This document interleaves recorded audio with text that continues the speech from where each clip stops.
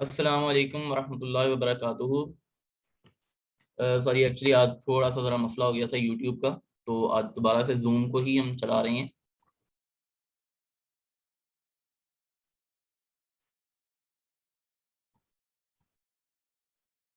बिस्मिल्लाह करते हैं।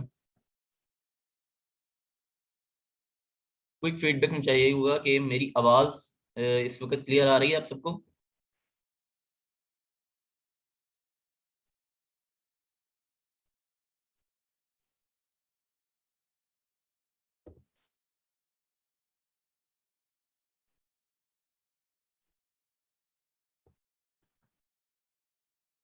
ठीक हो गया।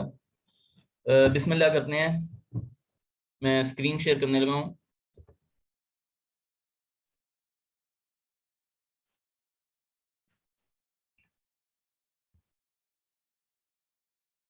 आज से हमने शुरू करना है चैप्टर नंबर 2। इस वक्त स्क्रीन मेरी कितने हैं शेयर हो रही है आप सबके साथ?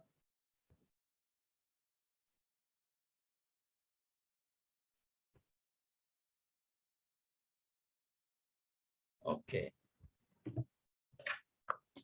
एक्चुअली यूट्यूब मेरे लिए थोड़ा सा नया सॉफ्टवेयर है। जूम पे अक्सर काम करता हूँ तो यहाँ थोड़ा सा ज़्यादा फेमिलियर हूँ। खैर, बिस्मिल्लाह करते हैं। ये एक मिनट इस चीज़ को ख़त्म कर लेते हैं पहले।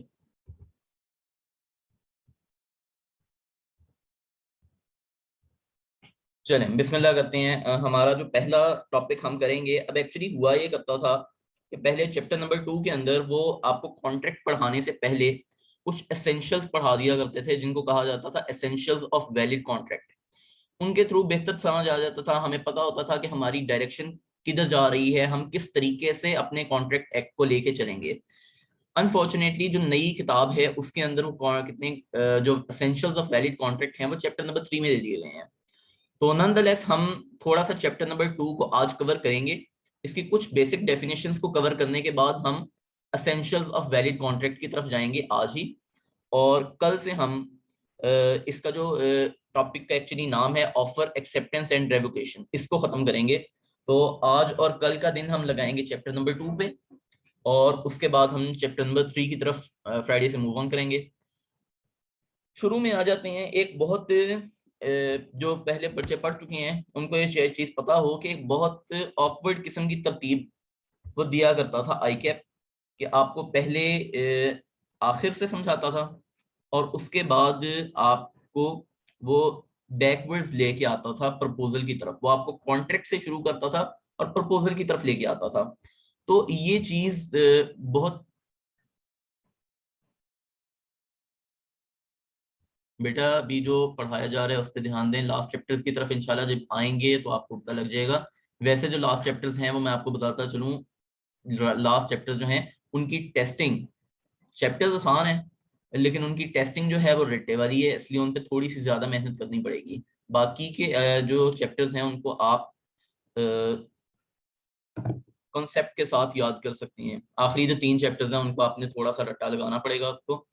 लेकिन जो इस वक्त हो रहा है इंशाल्लाह पहले उसको देख लेते हैं, उसके बाद हम चलेंगे आखिरी चैप्टर्स तक, वो एंड में है। तो इसकी तरफ आ जाते हैं कॉन्ट्रैक्ट एक्ट की तरफ। तो सबसे पहली लाइन जो उसने हमें दी है, ये ये वो आपको एमसीक्यूज के अंदर टेस्ट कर सकता है। इसको पढ़ लेते हैं। बेसिकली लिखा क्या हुआ है, law governing contracts between persons is the contract act 1872। It extends to the whole of Pakistan and it is applicable since the first day of September 1872। जिस वक्त थ्योरी के कितने क्वेश्चंस आया करते थे, लॉन्ग क्वेश्चंस आया करते थे, उस वक्त तो इन चीजों का खतरा नहीं होता था कि अगर हम ऐसी लाइंस को स्किप कर भी दें तो फर्क नहीं पड़ता था। लेकिन इन एमसीक्यूज ने आके थोड़ा सा हिलाया है सिस्टम को। 15 नंबर की एमसीक्यूज हैं और आप सबको पता है कि 15 नंबर क्या, एक एक नंबर भी कितना इंपॉर्टेंट होता है। तो एक एमसीक्यू जो यहाँ से बन सकता है तो ये है कि किस डेट से एप्लीकेबल था।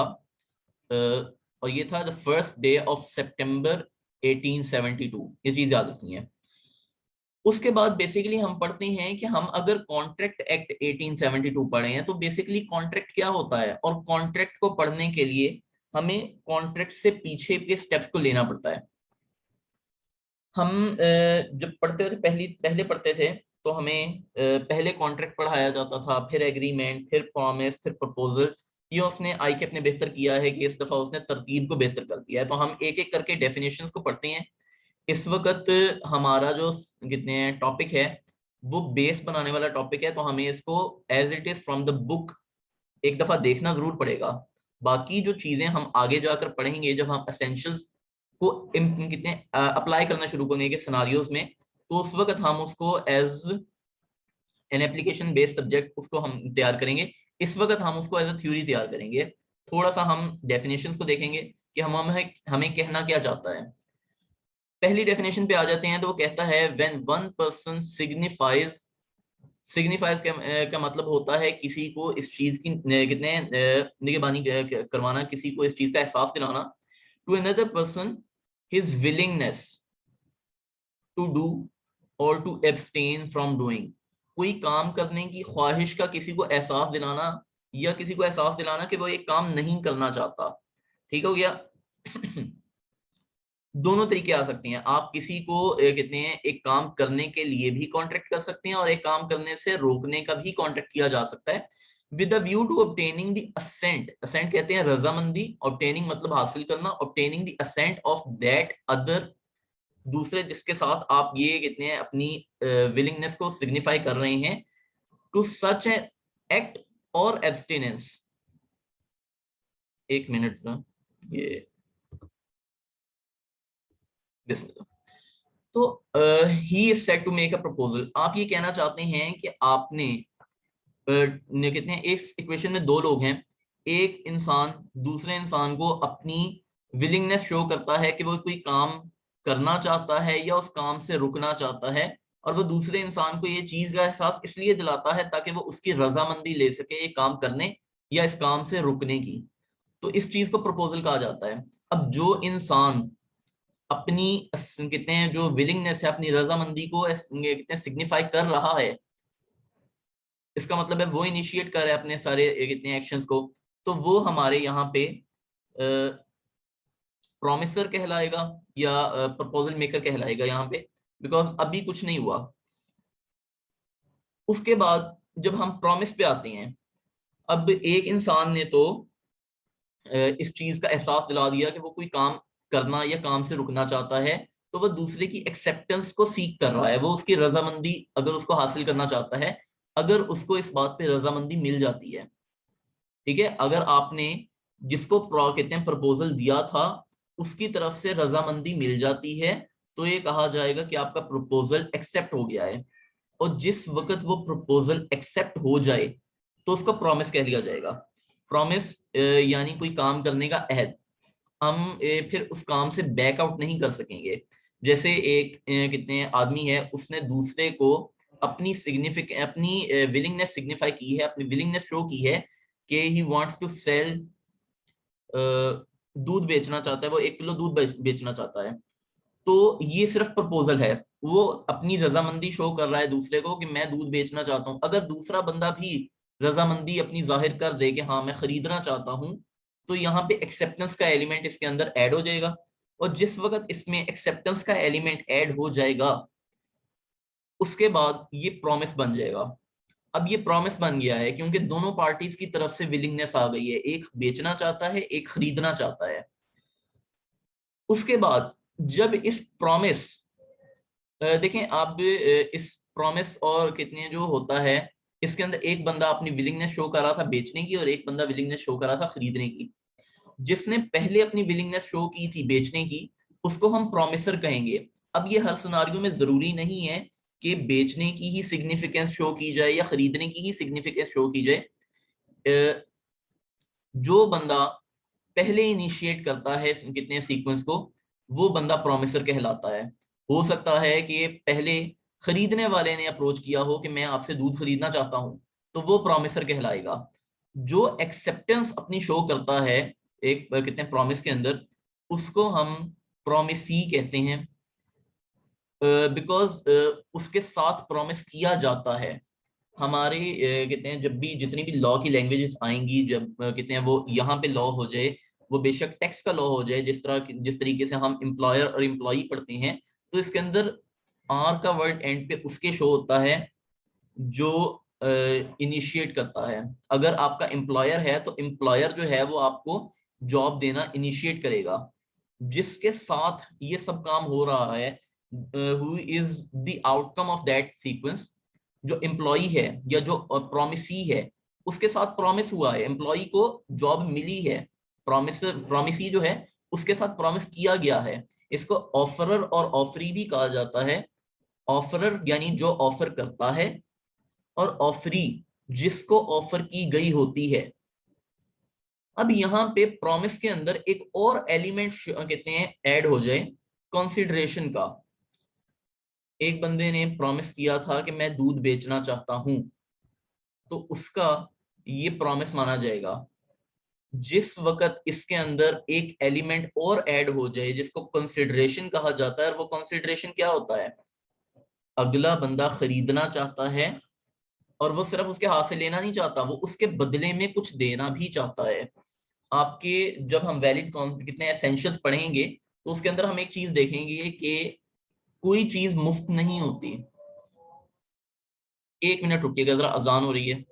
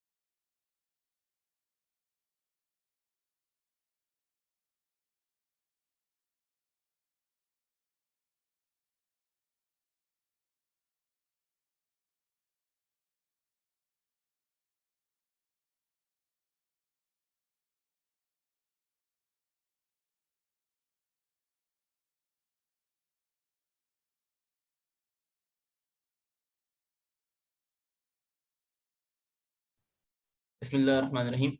दोबारा शुरू करते हैं। यहाँ पे थे हम कि एक कंसिडरेशन का एलिमेंट। अब कंसिडरेशन का एलिमेंट क्या होता है, उसको हम कहते हैं कि बदले के अंदर कोई चीज ली जाए या दी जाए। डिपेंड करता है कि आपके प्रोमिसर ने, आपके ऑफरर ने आपको ऑफर क्या की थी। देखें, अगर आप किसी से भी कुछ भी खरीदने जाते हैं तो उसके बदले आप पैसे देते हैं। हमारा कॉन्ट्रैक्ट एक्ट उन कॉन्ट्रैक्ट्स को, उन प्रोमिस को फैक्टर इन करता ही नहीं जिनके बदले में कुछ ना दिया जाए।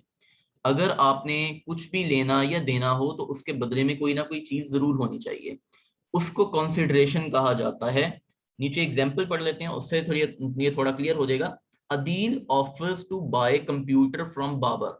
अब यहाँ पे अदील ने ऑफर किया तो ही इज द ऑफरर, इसको प्रोमिसर भी कहा जाएगा। फॉर ₹50,000। अब ये 50,000 कौन देगा, ये बाबर देगा। To which Babar response positively. Positively का मतलब है कि उसने इस चीज के लिए अपनी विलिंगनेस को सिग्निफाई कर दिया है, उसको अपनी असेंट दे दी है। असेंट का मतलब है अपनी रजामंदी शो कर देना किसी चीज के अगेंस्ट। उसके बाद हेयर अदील कहते हैं प्रॉमिस टू पे 50,000 इज द कंसिडरेशन। यहाँ पे देखें, अदील ने कंप्यूटर बाय करना था, अदील ने बाबर से कंप्यूटर बाय करना था, तो बाबर यहाँ पे कंप्यूटर दे रहा था। अदील यहाँ पे क्या दे रहा है, अदील इस कंप्यूटर के बदले पैसे दे रहा है। अब यहाँ पर जो मेन मुद्दा था कॉन्ट्रैक्ट का वो था कंप्यूटर। ये कंसिडरेशन थी कमिंग फ्रॉम बाबर। बाबर ये कंप्यूटर दे रहा था, तो इस कंप्यूटर के बदले अदील ने क्या दिया, अदील ने 50,000 दिया। तो ये कंसिडरेशन थी अदील की तरफ से। यहाँ हमें पता लग गया दोनों पार्टीज जो हैं वो कंसिडरेशन देती हैं एक दूसरे को, और फिर जाके कहीं आपका एक एग्रीमेंट जो होता है वो कंप्लीट होता है। तो अगर प्रॉमिस के अंदर, अब यहाँ पे प्रॉमिस था कंप्यूटर बाय करने का, लेकिन अदील ने उसके साथ 50,000 जो पे करना शुरू किया, वो प्रॉमिस के अंदर एक कंसिडरेशन का एलिमेंट ऐड हो गया। अब ये जो हमारे पास सिनारियो बना है, इसको हम एक एग्रीमेंट कहेंगे। इस एग्रीमेंट के अंदर एक प्रॉमिस भी होता है और कंसिडरेशन भी होता है। यहाँ पे आइकन ने इलस्ट्रेशंस भी दे दी हैं कि आपको promise plus agreement plus consideration is equal to agreement.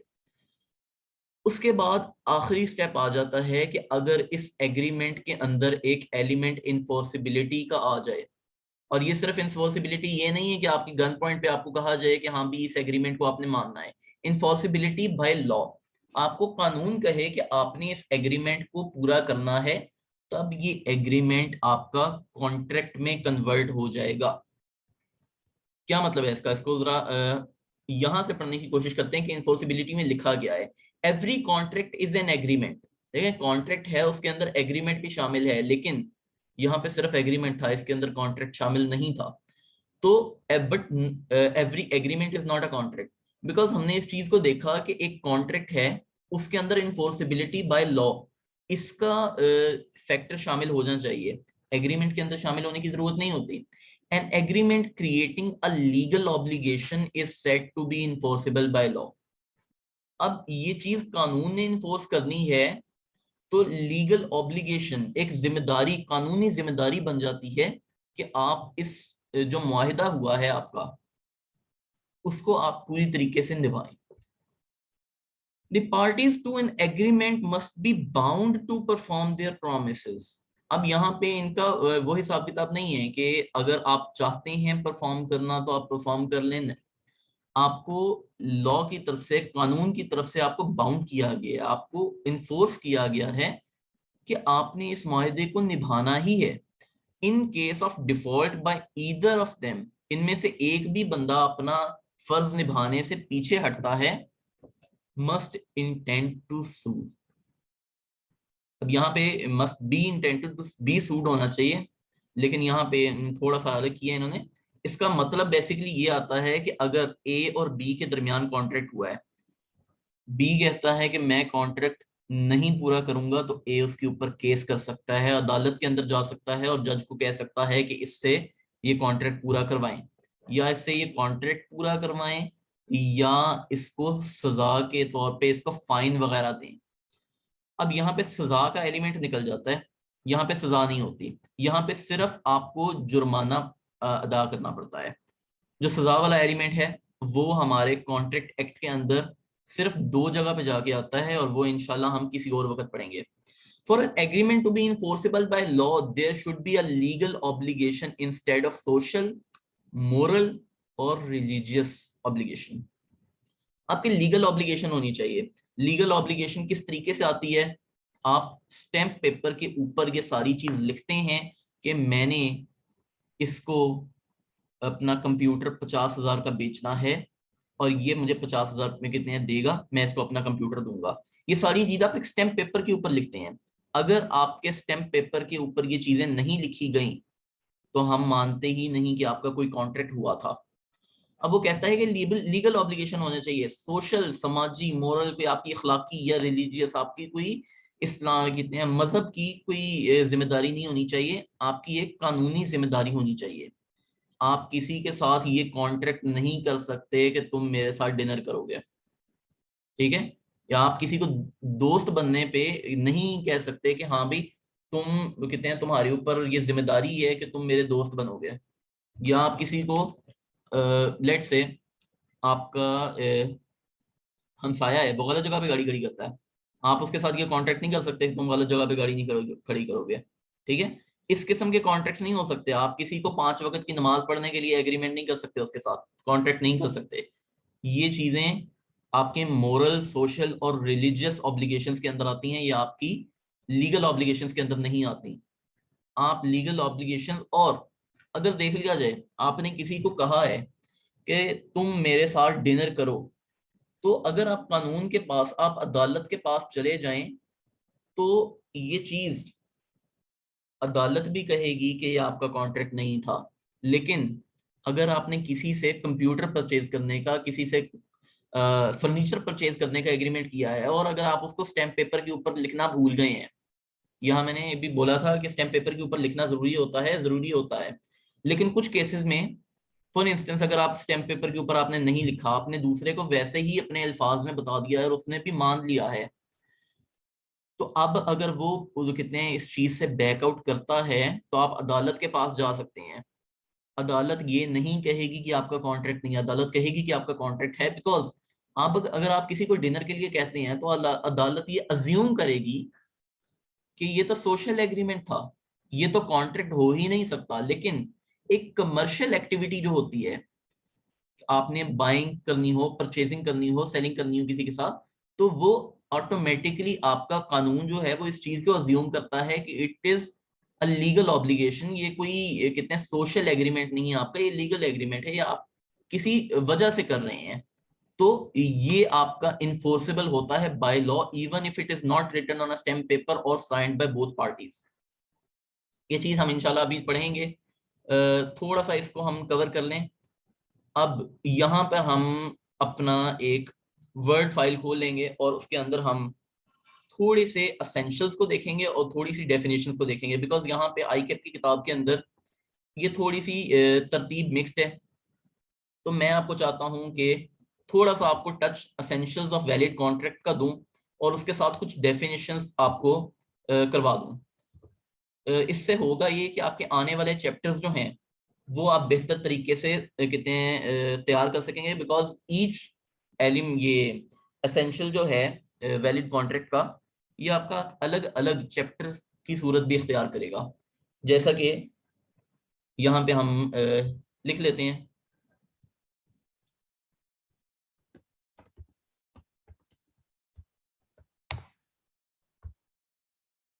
अच्छा, मैं फीडबैक आपसे थोड़ा सा लूंगा कि आप लोगों को स्क्रीन नजर आ रही है?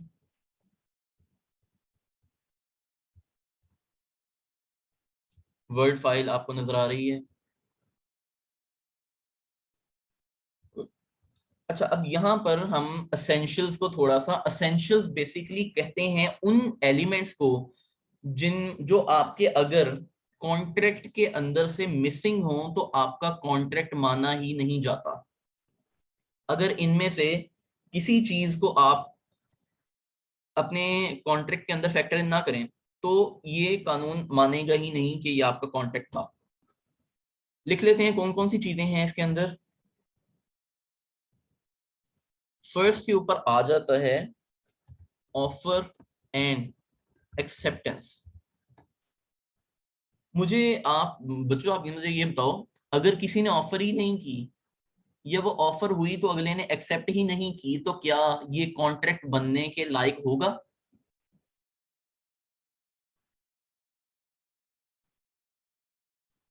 नहीं होगा, ऑफ कोर्स नहीं होगा। ये कॉमन सेंस की बातें हैं, इसको हम इन डीप जाके मुख्तलिफ चैप्टर्स के अंदर पढ़ेंगे। जैसे ऑफर एंड एक्सेप्टेंस है, ये हम चैप्टर नंबर 2 के अंदर ही पढ़ेंगे और ये इंशाल्लाह हम कल पढ़ेंगे। इसको कल ही हम शुरू करेंगे और कल ही इंशाल्लाह हम खत्म कर लेंगे। इतना बड़ा टॉपिक नहीं है। फिर उसके बाद लीगल रिलेशनशिप। अभी हमने पढ़ा कि लीगल इन्फोर्सिबिलिटी होनी चाहिए हमारे कॉन्ट्रैक्ट के अंदर। अगर एक लीगल इन्फोर्सिबिलिटी नहीं है तो हमारा कॉन्ट्रैक्ट नहीं क्या कहते हैं बनता। ये चीज हमने अभी पढ़ी।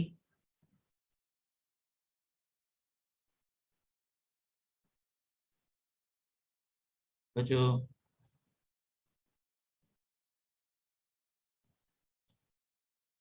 जी, तो हमने अभी ये चीज पढ़ी कि हाँ, अगर हमारी कोई लीगल ऑब्लिगेशन नहीं है, लॉ की तरफ से इन्फोर्सिबिलिटी नहीं है, तो हमारा कॉन्ट्रैक्ट नहीं बनता। तो वही चीज उन्होंने यहाँ पे लिख दी है कि दो पार्टीज के दरमियान अगर एक लीगल रिलेशनशिप नहीं है तो उनका कॉन्ट्रैक्ट भी नहीं माना जाएगा। थर्ड के ऊपर आ जाते हैं कॉम्पिटेंसी। कॉम्पिटेंसी, इसको कॉम्पिटेंसी ऑफ पार्टीज भी कह सकते हैं। कॉम्पिटेंसी ऑफ पार्टीज, क्या जो दो लोग आपस में कॉन्ट्रैक्ट कर रहे हैं क्या वो इस काबिल हैं कि वो कॉन्ट्रैक्ट कर सकें या वो इस काबिल नहीं है।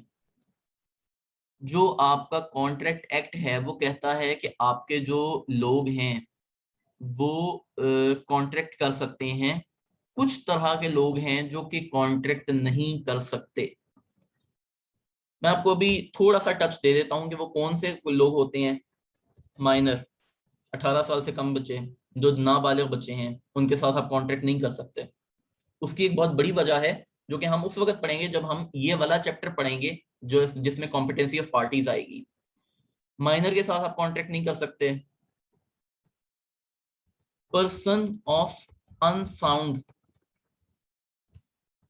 माइंड, अगर एक बंदा, उसको पता ही नहीं है कि कॉन्ट्रैक्ट क्या होता है, लॉ क्या होता है, ये चीजें उसको पता ही नहीं है, तो आप मुझे बताएं जरा सोच के कि क्या उस इंसान के साथ कॉन्ट्रैक्ट करना ये कोई वैलिड चीज बनेगी?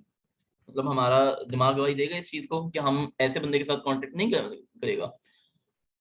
तो इसके साथ हम कॉन्ट्रैक्ट नहीं कर सकते। उसके बाद आ जाता है एलियन एनिमी। एलियन एनिमी मतलब दूसरा मुल्क जिसके साथ आपकी जंग लग गई है, आप उसके साथ कॉन्ट्रैक्ट नहीं कर सकते। ठीक है, ये लॉ ने चीजें मना की हुई हैं। तो मतलब ये चीजें होती हैं, कितने इस तरह के लोग होते हैं, और फिर कुछ वैसे ही लोग हैं जिनको कितने हैं लॉ फॉरबिड कर देता है कि आप उनके साथ वैसे ही कॉन्ट्रैक्ट नहीं कर सकते। तो ये जो लोग होते हैं मोस्टली कितने हैं यही कुछ लोग कंसीडर किए जाते हैं, बल्कि एलियन एनिमी की भी जगह हम वही लिख देते हैं, फॉरबिडन बाय लॉ। इसके अंदर वो सारे के सारे लोग शामिल हो जाते हैं जो जेल गए हैं, या जो एलियन एनिमीज हैं, या कुछ डिप्लोमेट्स होते हैं उनके साथ कॉन्ट्रैक्ट नहीं किया जा सकता। कॉन्ट्रैक्ट किया जा सकता है लेकिन उस वक्त नहीं किए, कितने हैं आपके लिए कॉन्ट्रैक्ट करना फिजिबल नहीं है, इसलिए आपको लॉ कहता है कि इन लोगों के साथ कॉन्ट्रैक्ट ना करें तो बेहतर है। तो ये सारे हम इंशाल्लाह हम उस वक्त इनको डिस्कस करेंगे जिस वक्त इनका टॉपिक आएगा। वापस आ जाते हैं अपनी उसी चीज की तरफ, कंसिडरेशन। हमें अभी पढ़ा कि आपके जो कॉन्ट्रैक्ट है उसके अंदर कंसिडरेशन होनी चाहिए। बच्चों मेरी आवाज आपको क्लियर आ रही है? कोई आवाज में मसला आ रहा है आपको?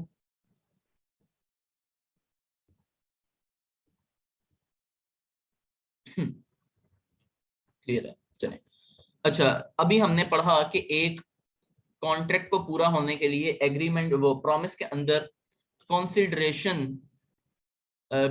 ये चीज हम इंशाल्लाह पढ़ेंगे आगे जब हम कॉम्पिटेंसी टू पार्टी पढ़ेंगे, तो हम इंशाल्लाह ये चीजें सारी पढ़ेंगे। इस वक्त हम सिर्फ एसेंशियल्स पढ़े हैं तो उसकी तरफ रहते हैं।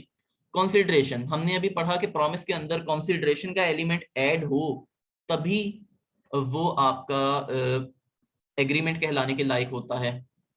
तो अगर कंसिडरेशन को निकाल दें तो क्या वो कॉन्ट्रैक्ट कहलाने के लायक होगा?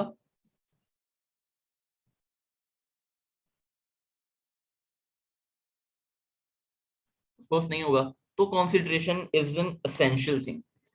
Free consent. फ्री कंसेंट इसका मतलब है कि आप अपनी रजामंदी से, हमने विलिंगनेस, असेंट, ऐसे वर्ड्स पढ़े थे। क्या हमने डेफिनेशन के अंदर ये पढ़ा था कि आपको गन पॉइंट पे एग्रीमेंट करवाया जा सकता है, या आपको धमकी दे के एग्रीमेंट करवाया जा सकता है? क्या हमने कोई ऐसी चीज पढ़ी थी? नहीं। तो इसका मतलब है कि पार्टीज जो हैं जो कि कॉन्ट्रैक्ट करना चाहती हों वो अपनी रजामंदी से कॉन्ट्रैक्ट करें, उन पे किसी किस्म का दबाव ना हो, फिजिकली या इमोशनली किसी किस्म का उनके ऊपर दबाव नहीं होना चाहिए।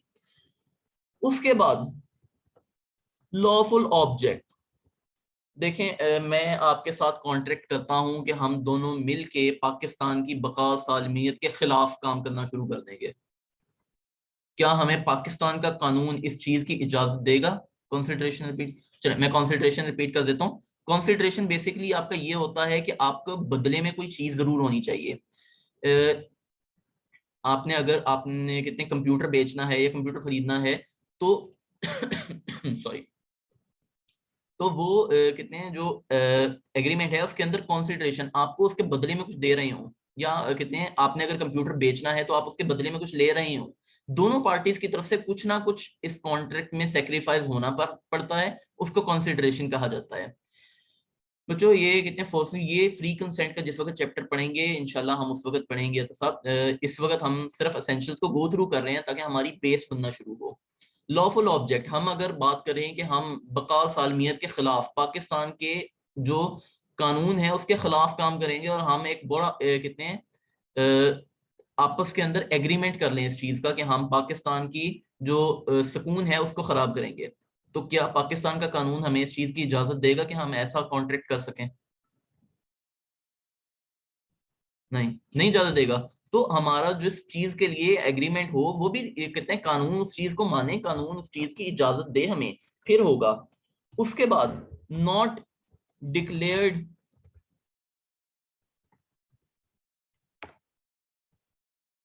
वॉइड। ये चीज जो है ये इंशाल्लाह हम जिस वक्त पढ़ेंगे उसी वक्त हम इस चीज को पढ़ेंगे, क्योंकि ये खास किस्म के एग्रीमेंट्स होते हैं जिनको कितने आपके कॉन्ट्रैक्ट एक्ट 1872 ने इन खास कॉन्ट्रैक्ट पे मना कर दिया है कि आपने इस तरह के कॉन्ट्रैक्ट नहीं करते हैं। मैं थोड़ी सी एक एग्जांपल दे देता हूँ। आप किसी को शादी से नहीं रोकने का कॉन्ट्रैक्ट कर सकते, आप किसी को बिजनेस करने से रोकने का कॉन्ट्रैक्ट नहीं कर सकते, इस किस्म की चीजें होती हैं। वो इंशाल्लाह हम जिस वक्त ये चैप्टर पढ़ेंगे उस वक्त हम इसको इन डीप देखेंगे कि आई कैप ने उसको किस तरीके से बयान किया है या लॉ ने उसको किस तरीके से बयान किया है। फिर उसके बाद सर्टेनिटी, आप जिस चीज का कॉन्ट्रैक्ट कर रहे हैं क्या उसकी अकरेंस की सर्टेनिटी है आपको या नहीं है।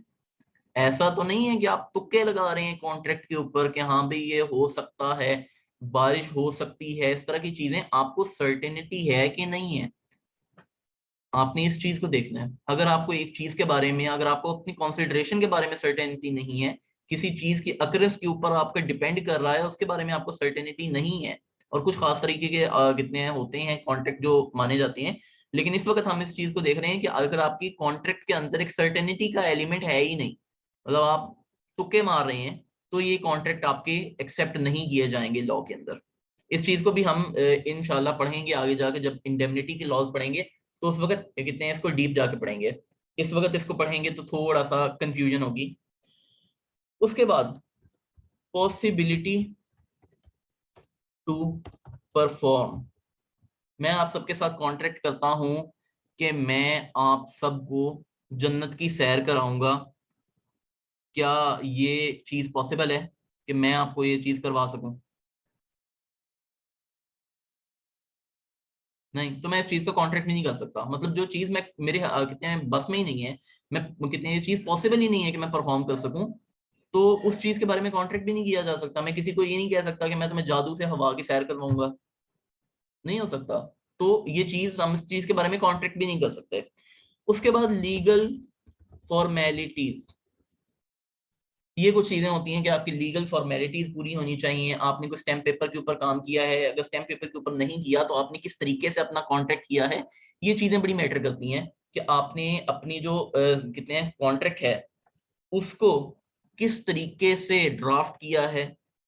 ये चीज लीगल फॉर्मेलिटी हम थोड़ा सा पहले ही इस चीज को खत्म कर देते हैं कि लीगल फॉर्मेलिटीज जो होती हैं हमारी, हम ये कह देते हैं कि आपकी वो पूरी होनी चाहिए। ठीक है, अब वो लीगल फॉर्मेलिटीज क्या हैं, वो बस इसी किस्म की चीजें हैं कि आपका एक सही जगह पे स्टैंप होनी चाहिए, स्टैंप लगी होनी चाहिए आपके स्टैंप पेपर के ऊपर, आपके सिग्नेचर्स होने चाहिए, पोस्ट लगी होनी चाहिए आपकी उसकी। तो ये सारी चीजें होती हैं, इसको हम कहते हैं इन डीप जाके पढ़ेंगे ही नहीं। मतलब आपका सिर्फ इतना याद रखना है कि आपने आपकी लीगल फॉर्मेलिटीज पूरी होनी चाहिए। अब हमने यहाँ पे ये सारी चीजें देख ली हैं, एक दफा इसको बुक के अंदर से जाके देख लेते हैं कि जहां पे बुक के अंदर ये चीजें लिखी हुई हैं वहां पर इसको किस तरीके से लिखा गया है। उनमें थोड़ा सा टाइम रह गया है और इसके अंदर अंदर मैं चाह रहा हूँ कि जल्दी से इस चीज को खत्म कर लिया जाए। असेंशियल्स ऑफ वैलिड कॉन्ट्रैक्ट यहाँ पे 1.2.1 चैप्टर नंबर 3 के अंदर आ जाते हैं। तो इसके अंदर आपको पूरे एसेंशियल्स दिए ही नहीं गए आई थिंक। चलिए, हमने ये पूरे एसेंशियल्स पढ़ लिए हैं और ये गाइडलाइंस हैं कि हमने अपने कॉन्ट्रैक्ट को किस तरीके से लेकर चलना है। और यहाँ पे आप इसको हेडिंग्स की तरीके से याद कर लें, या अगर आपको कहते हैं इनको एक एक लाइन में खुद एक्सप्लेन कर सकें तो वो कर लें। अगर आपको इस चीज के लिए नोट्स चाहिए हो, अगर हमारी जबरदस्ती शादी करवाएं, इब्राहिम आपकी जबरदस्ती शादी कोई करवा रहा हो तो आप मुझे बताइएगा, मैं फिर देख लूंगा उनको। ठीक है, इस चीज के लिए आपने परेशान नहीं होना कि आपकी कोई जबरदस्ती शादी करवा रहा है, तो आपका भाई हाजिर है, मैं आपको देख लूंगा। अभी हम दूसरी चीज की तरफ हैं तो हम उसको कहते हैं करते हैं। अ, हमने एसेंशियल्स ऑफ वैलिड कॉन्ट्रैक्ट पढ़ लिए। आप मुझे ये थोड़ा सा अपना फीडबैक दे दें कि आपको एसेंशियल्स के अंदर कोई मसला, mapping is good, yes mapping is good idea, इंशाल्लाह वो भी करेंगे। तो आप मुझे ये बताएं कि ये चीज आपको क्लियर है जो हमने आज के दिन पढ़ा है, बिकॉज ये मीटिंग किसी भी वक्त बंद हो जाएगी यूट्यूब, तो आज मैं रात को सीखूंगा कि किस तरीके से उसके ऊपर क्या करना चाहिए। अगर किसी को भी कोई मसला हो तो they have the WhatsApp group, वो उसके अंदर क्वेश्चन पूछ सकते हैं। आपके पास, अगर आप ग्रुप के अंदर नहीं पूछना चाहते तो आपके पास मेरा भी इंशाल्लाह मैं आपको चैप्टर का भी मैप कितने मैप दे दूंगा, तो आप मुझसे, मुझे अकेले से भी आप कितने क्वेश्चंस पूछ सकते हैं। तो खत्म करें हम।